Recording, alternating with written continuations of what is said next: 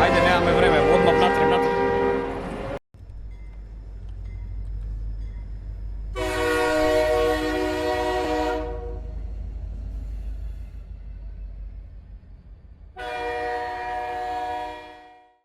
Фашизмот капитулираше пред 80 години, но дали капитулираа идеите што го донесоа на власт? Фашизмот не произлезе од говорите на Мусолини или Хитлер. За фашизам не се предодредени само одредени народи или луѓе. За фашизам се предодредени само оние што одбиваат да учат од минатото. Во минатото патуваме, за да дознаеме зошто се појави фашизмот, која беше новата сила што се појави на светската политичка сцена, а која им ги поремети плановите на големите сили, која го загрози самото постоење на капитализмот, преку колевката на револуциите, Париз, до херојскиот пат на Мадрид, ќе посетиме 8 града во 8 децении. Па, да започнеме.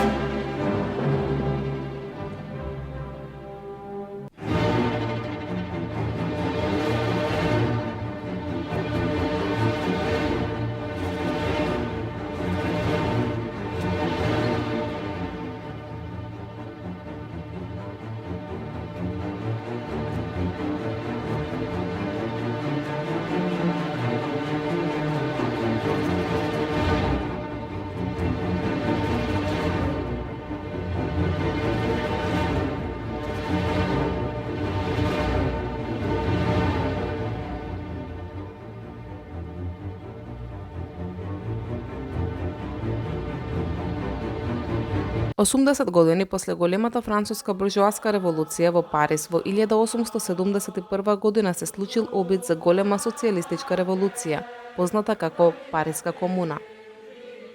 На 18 март 1871 година била прогласена Париската комуна, првото освојување на власта од страна на вооружени работници.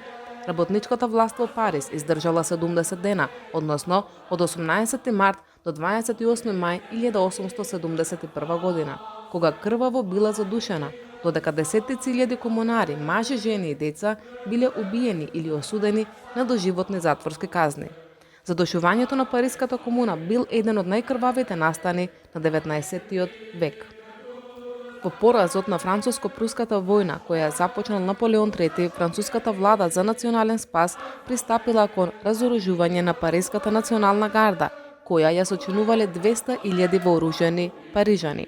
Гардата воглавно ја сочинувале индустријски работници и занаетчии, кои одбиле да ги предадат пушките и топовите. Под влијание на радикалните социјалистички политички кругови, вооружените парижани ја протерале реакционерната влада од градот, а нејзините министри нашле времено за солниште во Версај. Во такви услови на речиси започната граѓанска војна меѓу ројалистите, крупните капиталисти и остатоците од империјалната војска наспроти републиканците и социјалистите во Париз на 18 март 1871 година прогласена е Париската комуна, со која раководел Централен комитет и Советот на комуната од 92 избрани делегати комунари. Обсадата на градот и останатите воено-политички предизвици со кои се соочувала новата работничка власт не биле пречка да се донесат револуционерни мерки. Напротив, Париската комуна била светилник во тогашната реакционерна Европа на монархистички империи. Укината била ноќната и детска работа, укинато било лихварството, биле направени први чекори кон гарантирање на еднаквата општествена положба на жената со мажот. Црквата била целосно тргната од образованието, кое останало во целост државно и секуларно, додека предпријатијата од рацете на индустријалците кои побегнале од градот биле предадени во рацете на работниците.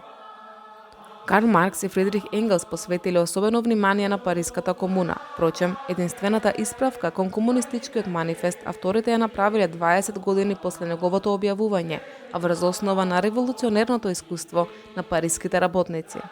Во предговорот кон германското издание на манифестот од 1872 година за авторите, Париската комуна докажала дека работничката класа не може просто да ја преземе готовата државна машина и да ја пушти во движење за своји сопствени цели. За Марксовите гледишта како современик на пролетерското востание на париските револуционери пишувал и Ленин во едно од своите најзначајни дела Држава и револуција.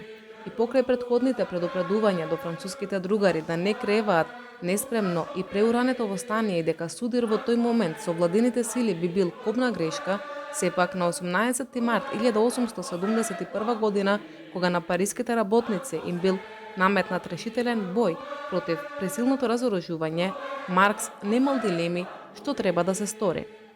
Тој ја поздравил пролетерската француска револуција како сјаен пример на историската иницијатива на народните маси.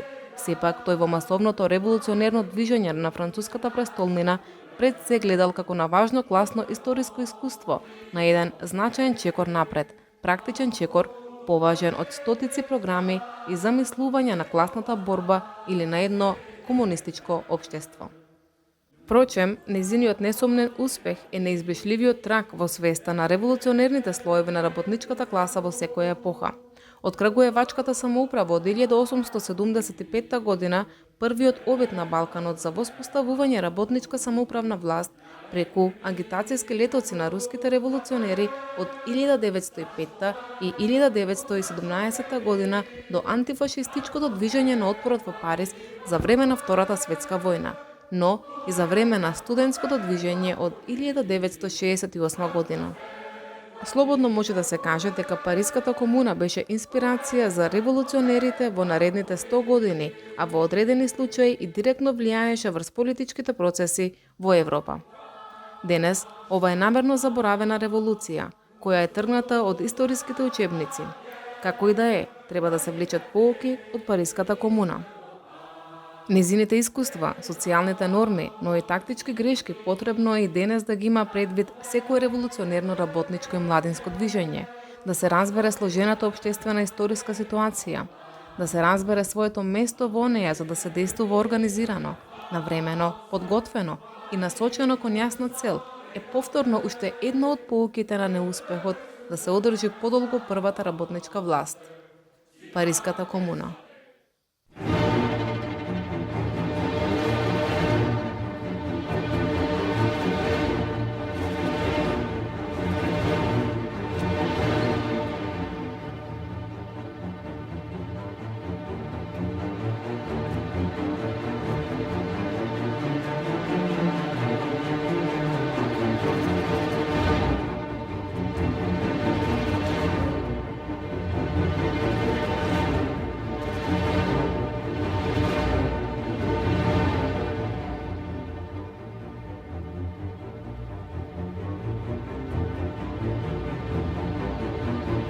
Први мај, ден на работничката класа и на незината интернационалистичка солидарност, на незината борба за подобри услови за живење и за поголеми политички права.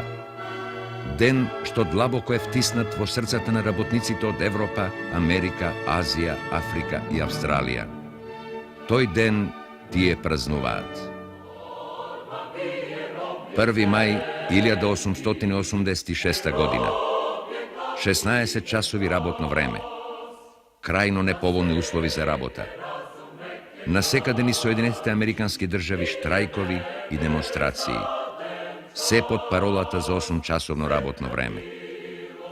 Но овие овде во Чикаго тој ден доживеа трагедија. Полицијата изврши колеж над демонстрантите. 4 од организаторите на штрајкот беа осудени на смрт. Тука почна првиот 1 мај. Во знак на сеќавање на чикашките настани, 3 години подоцна Парискиот конгрес на Втората интернационала го прогласи 1 мај за ден на борбата на меѓународниот пролетаријат за 8-часовен работен ден. Во одлуката се вели: потребно е во одреден ден да се организира голема меѓународна манифестација, и тоа така што тој ден истовремено во сите земји и во сите градови работниците да им упатат на државните власти барање за уведување 8-часовно работно време и да се спроведат другите одлуки на Меѓународниот конгрес во Париз. Решението сложно беше прифатено од работниците од Европа и од Америка. И уште идната 1890 година првомајските демонстрации беа најзначајниот настан во целокупниот политички живот во Европа и во Америка. Стотици илјади работници ја напуштија работата. Се бараше 8-часовно работно време. Истата година демонстрации беа одржани и во Загреб, Љубљана и Нови Сад. Беа разбранувани десетици илјади работници што дотогаш воопшто не учествуваа во политичките борби. Буржуазијата беше во паника. Војската и полицијата беа мобилизирани. Банките во Виена ги обседнуваа застрашените влагачи од Париз, Берлин и Лондон. Вакво движење не е забележено од 1848 година, јавуваше австро-унгарскиот печат. Француската буржуазија однапред предупредуваше дека секој собир со сила ќе го растори. Шпанските власти пред празникот ги затвораа социјалистите. Во Англија 200.000 демонстранти. Ова е нашата прва победа во Лондон, зашто народот тргна со нас, му пишуваше Енгелс на Зорге. Првата смотра на меѓународниот пролетаријат беше извршена.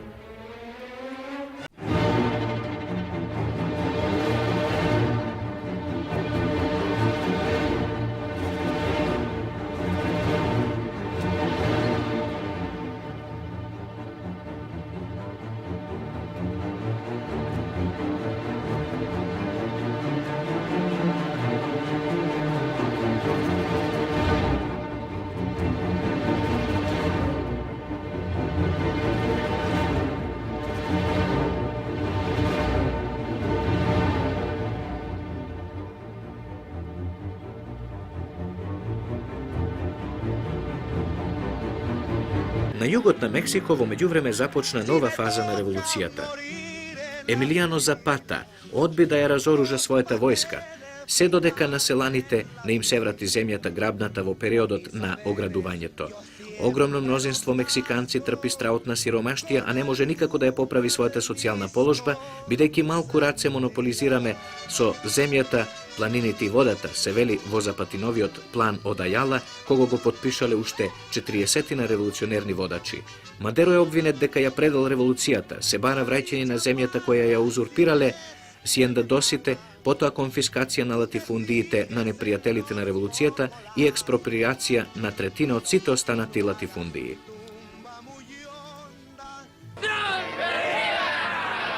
На 20. август 1914 во придружба на главните војни водачи на конституционалистичката револуција, Каранса влезе во престолнината. Во победничката поворка ги нема Панчо Вилја и Емилијано Запата, двајцата селански водачи кои многу придонесоа за Карансината победа, макар што никогаш не се согласиле да се вклучат во конституционалистичкото движење. Работникот Хесус Родригес му го предаде на Каранса револуционерното знаме на Франциско Мадеро. Континуитетот на Мексиканската револуција, прекинат со ударот на Уерто, повторно е воспоставен. Меѓутоа, Карансиновото упорно одбивање на барањата за економски и социјални реформи го доведоа во судир со радикалните селски водачи.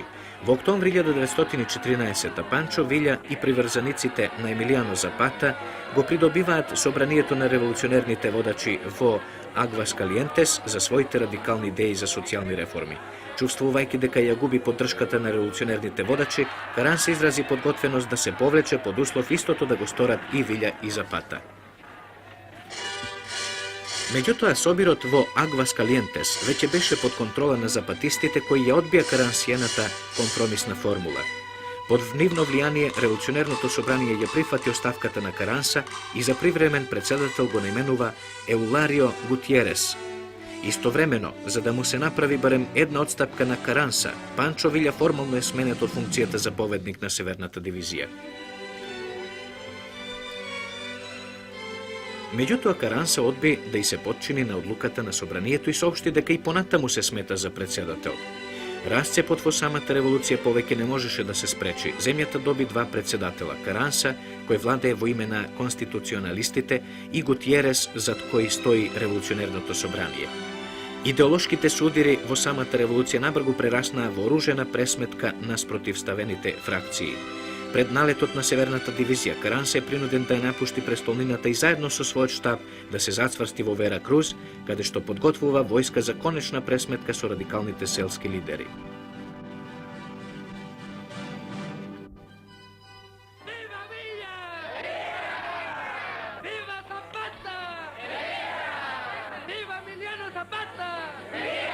Во ноември 1914 година Северната дивизија и ослободителната армија на југ ја зазедоа престолнината.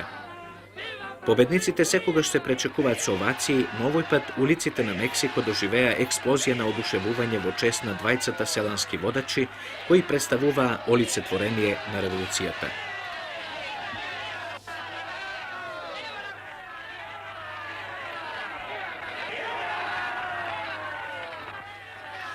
По 4 години борба под знамето на аграризмот, двајцата револуционерни генерали прв пат се најдоа заедно на банкетот кој во нивна чест е приреден во престолнината.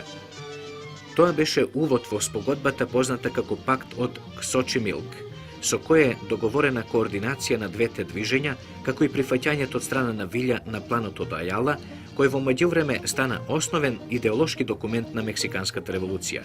Во пактот од Ксочимилк за прв пат се појави девизата што ќе стане борбен извик на наоружаните селани – земја и слобода. Револуцијата продолжи да ги погребува своите херои. Емилијано Запата, легендан на бунтовниот југ, е убиен за награда од 1000 песоси, колку што конституционалистичката влада му исплати на неговиот убиец. Еден од најпопуларните луѓе на револуцијата е погребен на скромни селски гробишта меѓу пеони за кои и со кои се бореше. Вториот легендарен водач Панчо Вилја Маченички е убиен во 1923 година. На неговиот автомобил од заседа пукаа 9 платени атентатори, кои, како што се верува во народот, ги ангажирал генералот Обрегон. Потоа Вилја уште еднаш е убиен со исклучувањето од официјалната историја на Мексиканската револуција.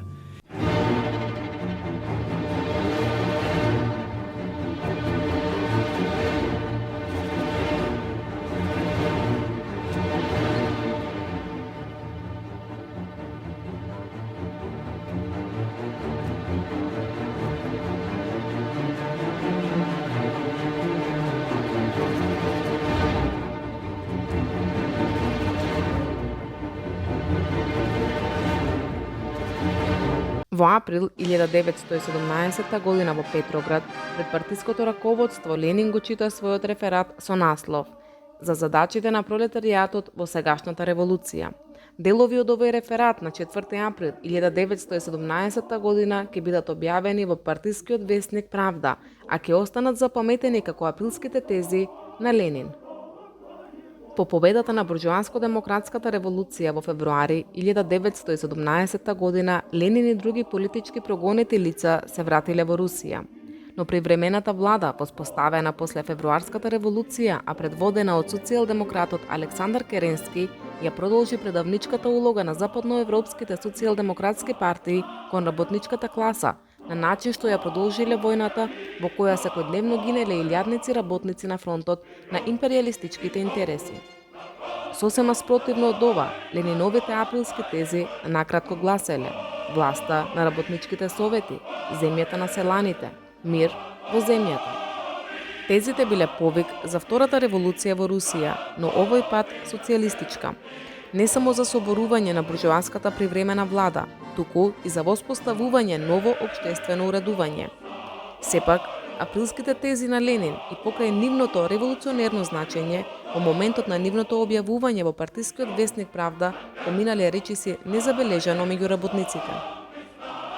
Со други зборови, тие не се одзвале на револуционерниот повик, но настаните кои следувале само ја потврдиле нивната валидност и го поплочиле патот до Октомвриската револуција 7 месеци подоцна, кога државната власт преминала во рацете на воено-револуционерниот комитет при Петроградскиот совет на работничките и воените депутати за ноќта меѓу 8 и 9 ноември, вториот Всеруски конгрес на советите, да формира привремена работничко-селанска влада и совет на народните комесари на чело со Ленин.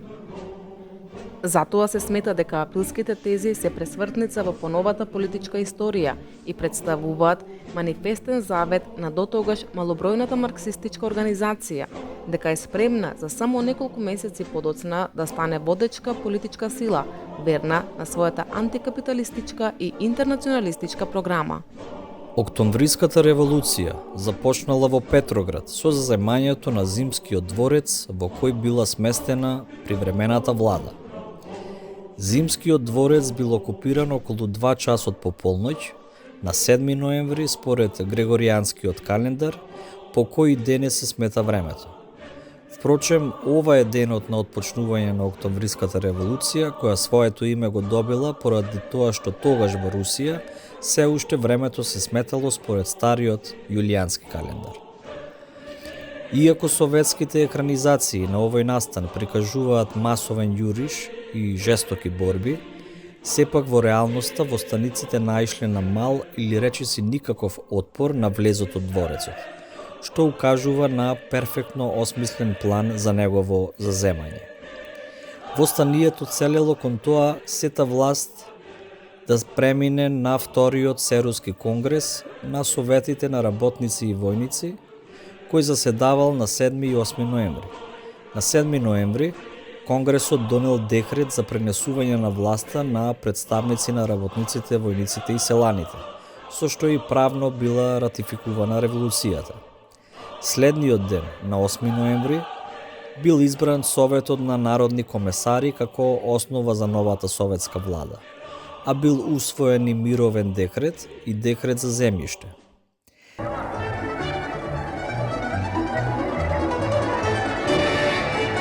Власта на советите е воспоставена низ цела Русија брзо и со малку жртви, со триумфален марш по оценка на Ленин. Оружените акции на непријателите на револуцијата околу Петроград и во Москва кон крајот на 1917 завршија со полн неуспех. Бунтовите на донските, уралските и кубанските козаци ги чекаше слична судбина. Со централните сили е договорен прекин на непријателството, започнаа мировни преговори. Милиони напатени жители на Русија беа исполнети со верба, во мир, внатрешен и надворешен, ќе започнат изградба на ново општество.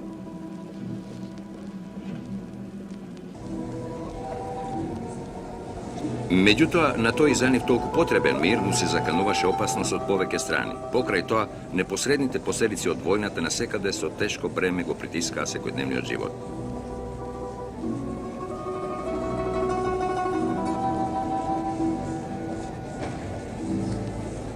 Колку подлабоко Русија навлегуваше во 1918 година, редовите за храна по градовите стануваа се подолги, снабдувањето се посиромашно.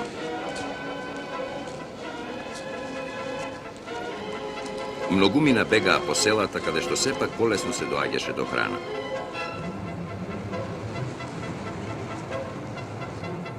Во таква состојба, советската власт вложуваше големи напори најпрвин да ги згрижи најмладите. Дали стопанското распаѓање и прехранбената криза ќе продолжат или не, во голема мера зависеше од исходот на мировните преговори. Тие започнаа кон крајот на 1917 година во Брест-Липовск, мал град на полско-руската граница.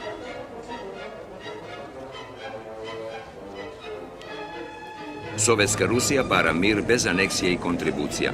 Германските и австро-унгарските империалисти обратно. Во почетокот на 1918 година е формирана работничко-селанската црвена армија.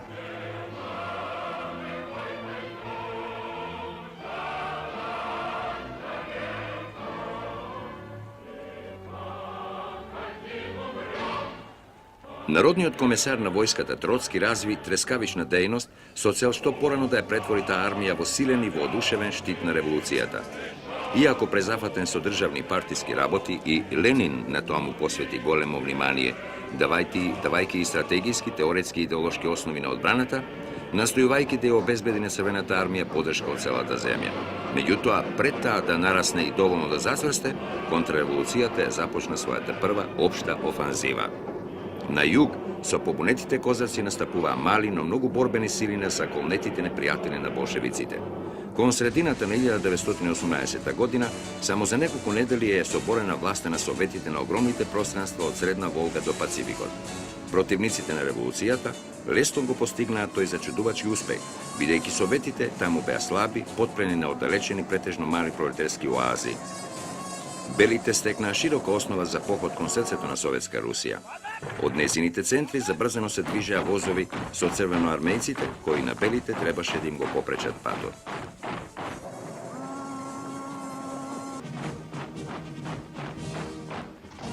Хаотичниот вител на најразлични униформи, знамења и парадни чекори изгледаше како своевиден мозаик, кому колорит му даваа поединечните интереси на учесниците, стопувајќи се во единствена бојана интервенција.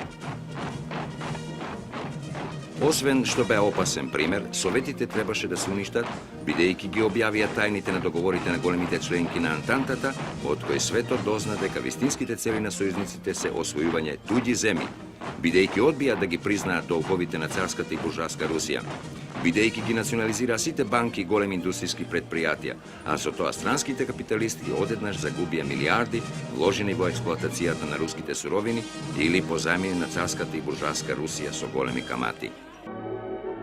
По победата на големата октомвриска револуција на чело со Ленин, многу контрареволуционери, саботери и белогардијци беа изолирани се до стабилизацијата на советската власт во 1921 година. Веднаш по завршувањето на граѓанската војна, советската влада ослободува голем број затвореници, а исто така беа ослободени и илјадници интервенционисти во замена за црвеноармејци. Неколку месеци подоцна, внатрешната реакција подпомогната од странските империалистички кругови, ја нападнаа младата Советска република и ја предизвикаа граѓанската војна која траеше 3 години, од 1918 до 1921 со целосен триумф на Црвената армија. Тоа беше, според Ленин, револуционерна војна на рускиот пролетаријат против домашната контрреволуција и империалистичката интервенција на 14 земји.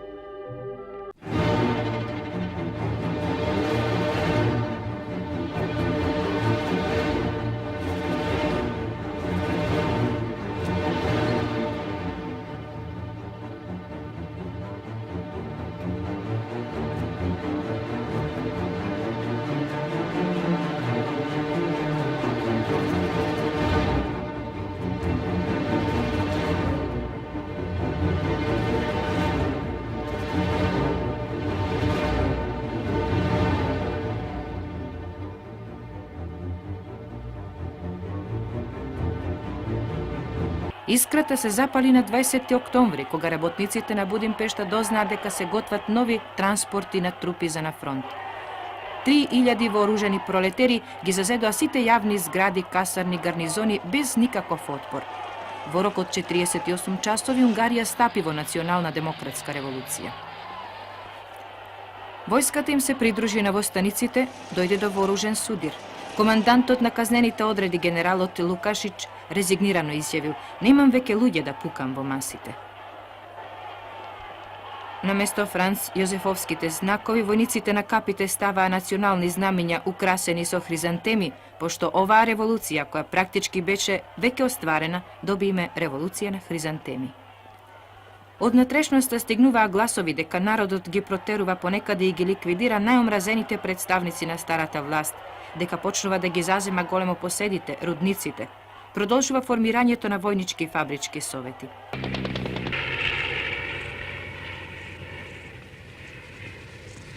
Непрегледни колони од заробеници кои ги ослободила младата советска власт се враќаат по домовите. Меѓу нив е и голем број на оние од вкупно 100.000 унгарци кои учествуваа во Октомвриската револуција.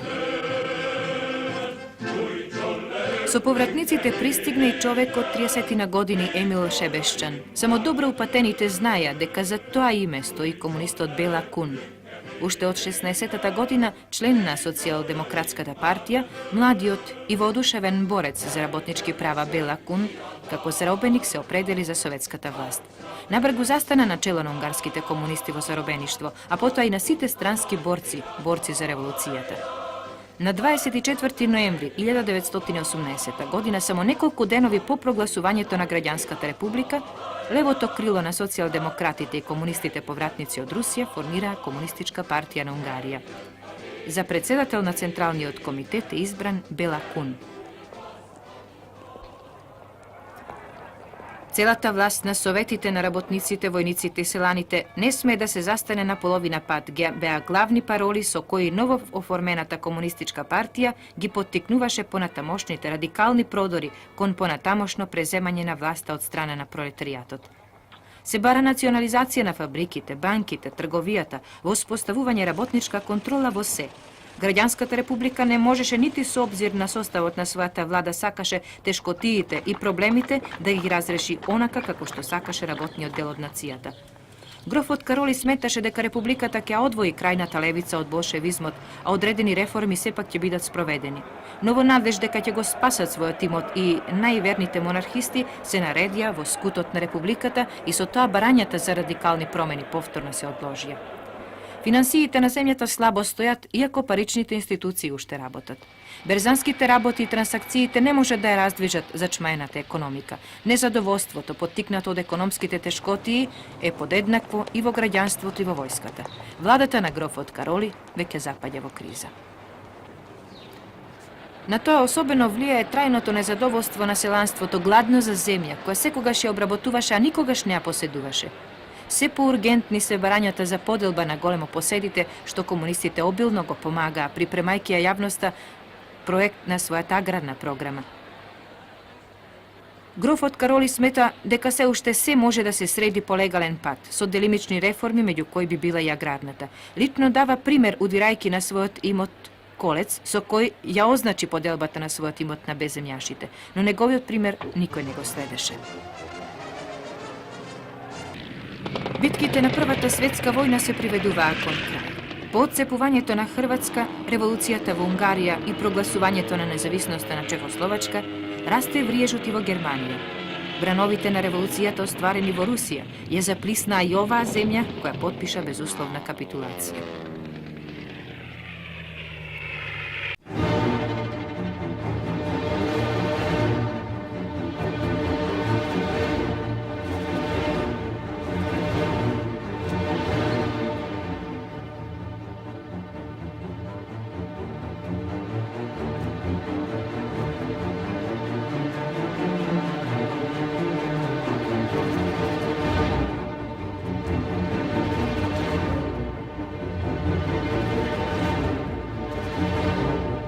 Во вториот викенд од јануари, секоја година во Берлин се одржуваат демонстрации во чест на Карл Либнехт и Роза Луксембург, а завршуваат пред споменикот на социјалистите на централните гробишта Фридрих Свелде. Впрочем, се одбележува јануарското или спартакистичко востание кое требало да го реши прашањето каква република ќе се воспостави, социјалдемократска капиталистичка или советска социјалистичка. Потпишувањето на примирието од ноември 1918 година со кое била окончена Првата светска војна не довело до траен мир, туку напротив, создало предуслови за нови конфликти, револуции и контрареволуции во Централна Европа. Во таа смисла најзначајни се настаните кои се случувале во Германија на почетокот од 1919 година. Внатрешниот судир во привремената влада се одвивал подолго време меѓу мнозинските социјалдемократи кои уште во 1914 година биле за империјалистичка војна и независните социјалдемократи кои биле против војната. Имајќи го во предвид, овој судир Фридрих Еберт склучил пакт со новиот врховен командант на армијата Вилхем Кернер, при што Еберт се согласил стариот офицерски слој да продолжи да управува со војската, додека Кернер ветил лојалност на војската кон владата предводена од мнозинските социјалдемократи. Спротивно на ова, независните социјалдемократи и спартакистичката марксистичка лига очекувале револуцијата радикално да продолжи, за сета власт да биде во рацете на советите на работниците и воените депутати. Тие со право биле сумничави кон стариот офицерски слој, кој ги втурнал работниците во кланицата на Првата светска војна. Оттаму, прашање на време било кога ќе пукне бракот меѓу двете крила на социјалдемократската партија. На 31 декември 1918 година независните социјалдемократи излегле од привремената влада, додека следниот ден Роза Луксембург и Карл Либнехт ја формирале Комунистичката партија на Германија. Но, ова групирање на радикалната левица само по себе не било повод за кревање вооружено востание. Таков повод била смената на шефот на берлинската полиција Емил Ейнхорн. Ваквиот потек на владеачките социјалдемократи ја прелил чашата кај револуционерната опозиција која формирала привремен револуционерен комитет. Сепак, овој комитет немал разработена стратегија како понатамо. Меѓу нив постоело несогласување по прашањата, на чија страна ќе застанат воените гарнизони во градот и дали широките народни маси се за порадикален револуционерен исчекор, како во Русија една година предходно. Револуционерниот комитет бил предводен од Карл Либнехт, кога го обзела револуционерна еуфорија, кога на повикот за демонстрации против смената на шефот на полицијата само за неколку часа се одзвале 150.000 демонстранти, додека дел од нив, без да им бидат дадени инструкции, ја зазеле зградата на главниот социјалдемократски весник Форвардс. Дополнително, се прошириле дезинформации дека воените гарнизони ги поддржуваат револуционерите во нивниот обид за вооружено востание што ќе ја собори владата на Еберт, нешто што ни оддалеку не било точно. На 6 јануари речиси 500.000 работници излегле на улиците, но на различни собири на кои говореле представници на власта и опозицијата. Владините говорници пропагирале нормализација и стабилизација против втората револуција после ноемвриската, додека револуционерите тврделе дека дошол часот за конечна одлука за судбината на германската работничка класа. На 6 јануари се случиле престрелки меѓу завојуваните страни, иако до ден денес не е познато кој прв започнал со пукање. Воените гарнизони не се одзвале на повикот на Либнехт и останале неутрални, но затоа паравојните единици Фрајкопс се одзвале на повикот на Еберт за така наречена нормализација, односно, веќе на 7 јануари тие марширале низ улиците на Берлин. Свесни за поразот кој ги очекува, револуционерите барале преговори со владините сили, кои пак свесни за известната победа на 8 јануари издале проглас со кој повикале на насилството да се одговори со насилство. Ова било повеќе од доволно за паравоените Фрајкопс во следните денови да започнат со френетичен лов на револуционерите, имајќи од власта дозвола за убивање без за тоа да бидат гонети. Така, на 11 јануари започнала обсадата на зградата на весникот Форвардс и други згради во кои се наоѓале околу 400 револуционери.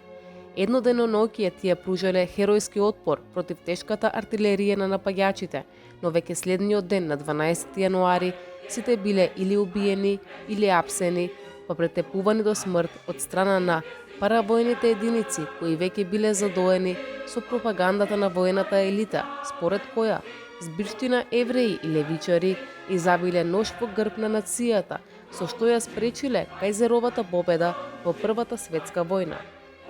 На 13 јануари независниот социјалистички весник Фрајхајт вака ги опише овие настани. Духот и реториката од август 1914 година оживеа повторно. Но сега тие не се насочени кон надвор против британците, французите и русите, туку се насочени кон внатре против револуционерите работници. Социјалдемократите, конзервативците и националистите се најдоја на иста страна. Тие го најдоја својот заеднички непријател, а тоа се револуционерите работници, социјалистите. Ова се случува во временски рамки кои го означуваат крајот на војната. Американскиот претседател Вилсон доаѓа во Европа за со англискиот премиер Лојд Џорџ и францускиот претседател Клемансо да решат за понатамошната судбина на Европа и светот. Унгарија со својата нестабилна внатрешна состојба и како победена земја се наоѓа на дневен ред како посебна тема. Вилсон и Лојд Џорџ, имајќи ги предвид настаните во Русија, ја застапуваат умерената линија како би се избегнало државите една по друга да бидат фрлени во прегратките на болшевизмот. Меѓутоа, францускиот претседател Клемансо бара движењето во Унгарија да се задуши со сила. Бидејќи Франција е овластена да влијае на расплетот на ситуацијата во оваа земја, онака како што им одговара на силите на Антантата, Клемансо во Унгарија ги праќа своите колонијални трупи, кои таму заземаат некои потпирни точки. Префрлени од африканскиот песок во унгарската пустелија, тунижаните не беа ни најмалку непријателски расположени кон унгарските војници. Сепак француската униформа која ја носеа означуваше трајно присуство на опасност од надворешен притисок. Поттикната од представниците на Антантата, владата на Кароли по убиството на Роза Луксембург и Карл Липнехт во Германија, започна хајка на напредните луѓе пред се на комунистите. Скоро целиот централен комитет на партијата, начело со Бела Кун, се најде за трешетки. Додека соседните држави Чехословачка и Романија спремаат воени транспорти во правец на унгарската граница, стигна нота од полковникот Викс, со која во името на Антантата бара Унгарија да напушти дел од својата територија. Кароли поднесе оставка, а комунистите излегоа од затвор по драматичните преговори кои ги водеа со социјалдемократите. Постигната е спогодба за обединување на двете партии со тоа да се прифати програмот на комунистите заеднички да се преземе власта и да се прогласи диктатура на пролетаријатот. Родена е комуна, Унгарска република на Совети. Буржуазијата овој пат без крв ја предаде власта на работничката класа. Веднаш е донесен привремен устав кој прогласува слобода и право на сите да работат. Меѓу првите мерки е и формирање на Црвената гарда, која е повикана да ја чува и да ја брани пролетарската држава.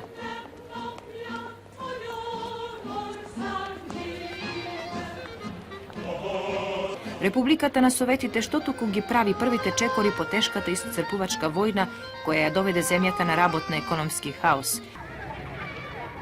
На социјален и културен план се преземаат дотогаш невидени мерки.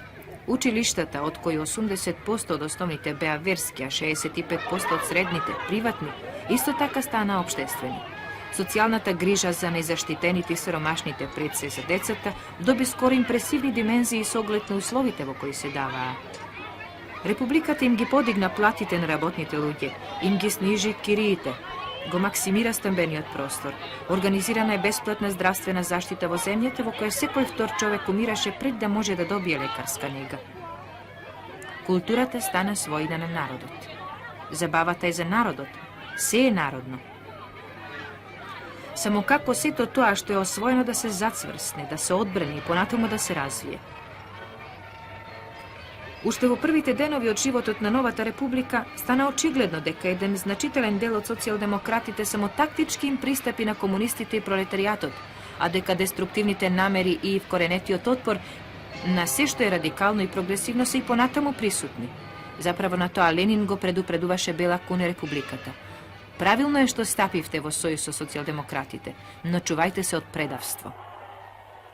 Истовремено силите на Антантата прават се да го загрозат нејзиниот опстанок. Ги затвораат границите за промет на стока, оневозможуваат увоз на храна и други животни потреби. И така не пол месец по прогласувањето, Републиката на Советите беше принудена да се брани. Таа јасно даде на знаење дека не стои на гледиштето на територијален интегритет на поранешната држава, што значи се сложува со распаѓањето на поранешната монархија, дека нема намера да војува против никого и дека смета дека сите проблеми можат да се решат по мирен пат. И покрај вака јасно изразените и мирољубиви намери, доаѓа до отворена војна интервенција на Антантата, најпрво од романска страна. Сите на фронт мораме да бидеме дисциплинирани, но така дисциплинирани да не може ништо на светот да не запре. И покрај фактот што новата влада на социјалистите и комунистите во Будимпешта била стабилна, силите на Антантата, плашејќи се од ширење на социјалистички револуции во Централна Европа, уште на 5 април 1919 година одлучиле да превземат мерки. Така, на крајот на април, романски и чехословачки трупи легле во борба против Унгарската црвена армија. Унгарската Советска република била укината на 6 август 1919 година, кога нова влада била формирана од генералот Миклош Хорти, поддржан од Антантата.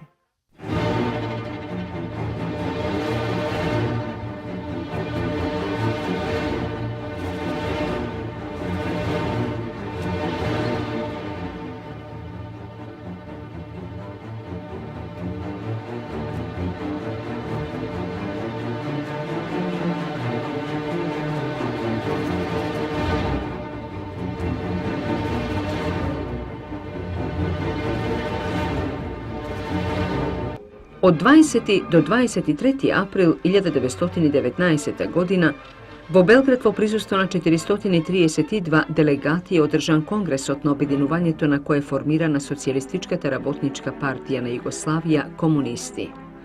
Обединувањето на партијата е извршено врз основа на така наречената подлога на обединувањето. Врз основа на подлогата на обединување, Конгресот реши новата партија да се вика Социјалистичка работничка партија на Југославија комунисти. Тоа е првото име на нашата комунистичка партија, односно Сојузот на комунистите на Југославија. Конгресот усвои неколку документи и резолуции за престојната работа на партијата. Конгресот ги усвои статутот на партијата, практичната акциона програма и резолуциите за аграрното прашање, за организирање на работничкиот печат, за државниот совет и резолуцијата протест против реакционерната политика на владеечкиот режим во земјата и изјавата на солидарност со советската и меѓународната работничка класа и нивната револуционерна борба. Конгресот донесе одлука за пристапување кон Третата интернационала. На крајот од работата, Конгресот избра Централен партиски совет од 31 член и извршен одбор на советот, а за секретар на новоформираната партија е избран Филип Филиповиќ.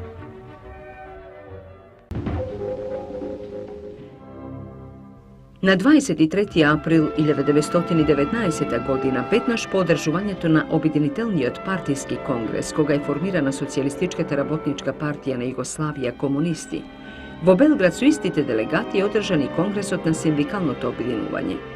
Конгресот се изјасни за единствено синдикално работничко движење со централно раководство на целата земја со име Централен работнички синдикален совет на Југославија.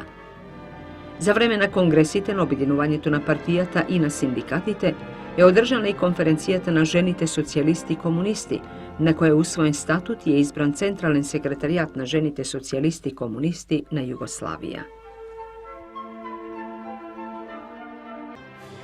Од 10. до 14. јуни 1920 година во Белград се одржа првиот конгрес на Сојузот на комунистичката младина на Југославија СКОИ. На конгресот на кој присуствуваа 23 делегати беа поднесени извештај за работата на СКОј и реферат за задачите на СКОј во наредниот период од Антон Шмидт. На конгресот беа договорени и донесени конкретни заклучоци, да се продолжи со основање нови организации на СКОј, секаде каде што има услови за тоа, да се продолжи со идеолошката работа меѓу младите, СКОј да одржува тесни врски со партиските местни организации и неговите членови, секогаш да се подготвени да ја помагаат на партијата и да ги извршуваат поставените задачи. Конгресот донесе посебна одлука со која СКОј пристапува кон Комунистичката интернационала. Завршувајќи работата, Конгресот усвои програма за работа и статут на организацијата.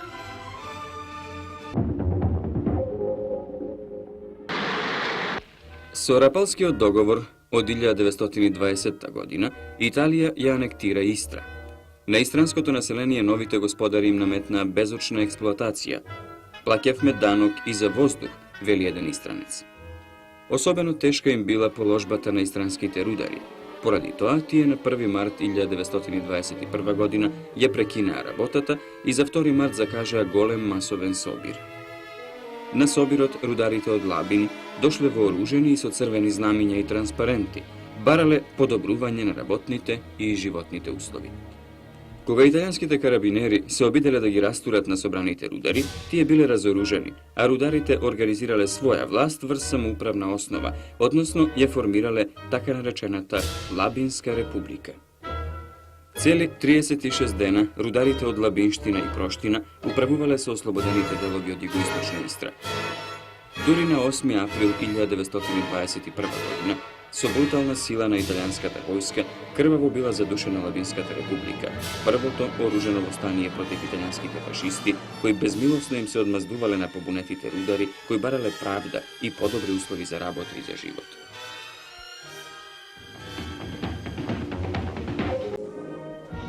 На 21. јануари 1924 година, на 54 годишна возраст, умре водачот на Октомвриската револуција, организатор на советската држава, продолжувач на делото на Маркс и Енгелс, основач на Третата комунистичка интернационала, Владимир Илич Ленин. Дејноста и делата на Ленин се одликуваат со творечка примена на марксизмот во конкретните историски услови на Русија. Борејќи се со непријателите на пролетарското движење и совладувајќи многу пречки и опасности, посебно во периодите на големите историски пресврти, Ленин секогаш победуваше со длабокото познавање на марксистичката наука, со принципијалноста во борбата, со нераскенливото поврзување и безграничната доверба во силите на работничката класа и на работниот човек. 4 дена по смртта на Ленин, на 25 јануари 1924 година, весникот Македонско сознание, орган на македонската емиграција во Виена, објави напис во кој меѓу другото пишуваше: Лениновиот дух уште долго време ќе ги насочува усилбите на понижените и потиснатите маси да се ослободат од својот јарем. Македонија жали за големата загуба, зашто единствено представниците на Лениновото движење го кренаа својот глас на Џеновската конференција во нејзина заштита. Со смртта на Ленин, Македонија загуби еден свој добар пријател и покровител. 3. октомври 1925 година, Вашингтон. Марширање на Ку Клукс Клан, тајната терористичка организација, чии корења потекнуваат од длабочините на американскиот југ. Кулминацијата на својата сила, Ку Клукс Кланот ја доби во 20 век. Тој не беше само против еманципацијата на црнците, како што беше по граѓанската војна, туку беше и против странците и сите прогресивни елементи. Берлин, 27 февруари 1933. Председателот Хиндербург пристигна пред зградата на Рајстагот за да ги види последиците од пожарот што го предизвикаа нацистите, а ги обвинија комунистите.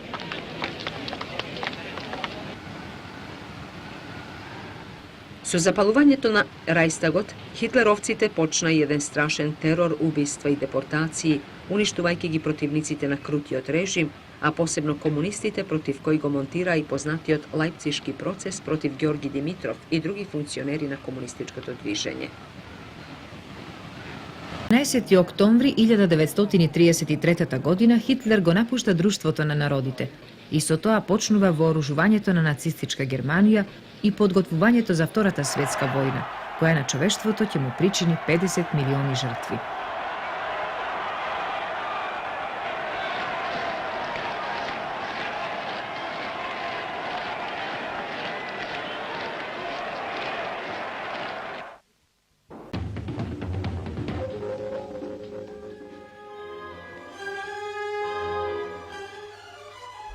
Тарифните и штрајкувачките акции на работничката класа низ Југославија во 1935 и 1936 година добија големи размери и под влијание на партијата се повеќе добиваа карактер на политичка борба против режимот.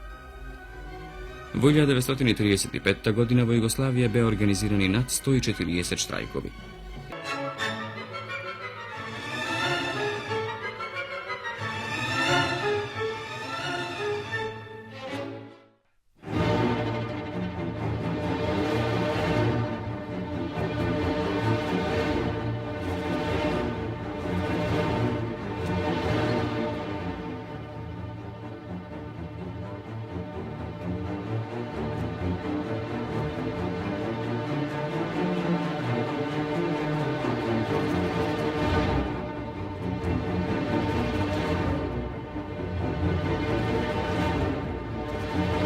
На 16 февруари 1936 година Народниот фронт, коалиција на социјалисти, комунисти, републиканци и други помали партии победи на парламентарните избори во Шпанија.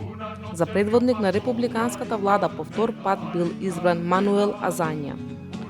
Тој уште во првите месеци од вториот мандат го вратил републиканскиот устав од 1931 година, вовел задолжително здравствено осигурување за сите работници и го намалил влијанието на Римокатоличката црква со укинувањето на црковните училишта и со зголемување на бројот на државните секуларни училишта.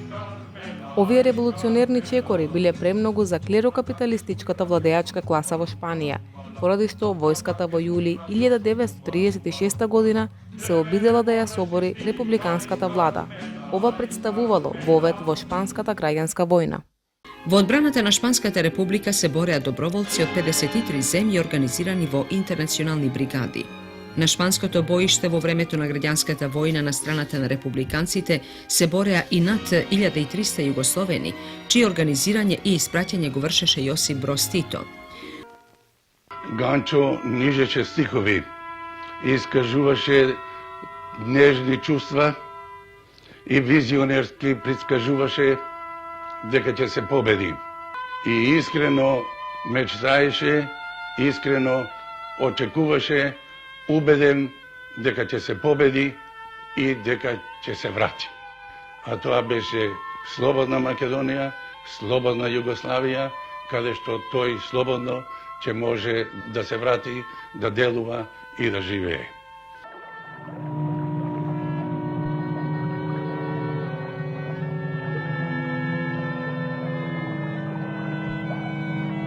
Ќе се вратам во мојата татковина.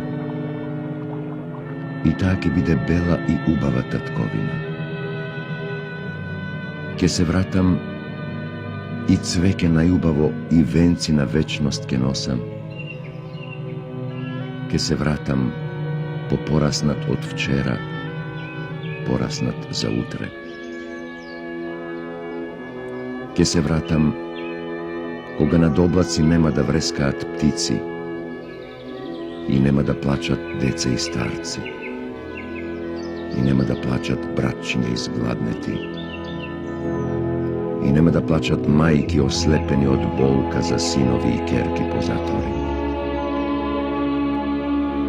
Ке се вратам вооружен со храброст човечна, со храброст на денот, со храброст на човечноста и омразата, за тие што ги огладнеа луѓето. Ке се вратам за гладните и онеправданите, за голите и босите мои браќа.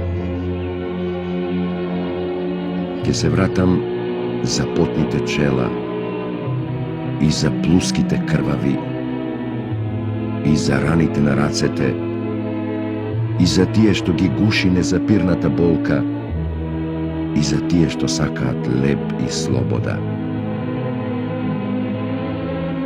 Ке се вратам кога ќе немеат болките и срцата радосни, ќе пеат химни за човекот во светот ќе се вратам.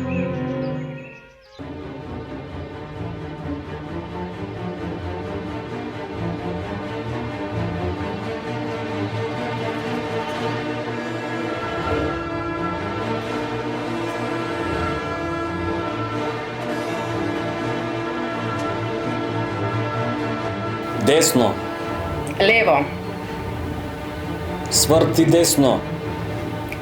Сврти лево. Доста беше експерименти. Врати се назад. Најубавите денови се оние кои што ги немаме доживеано.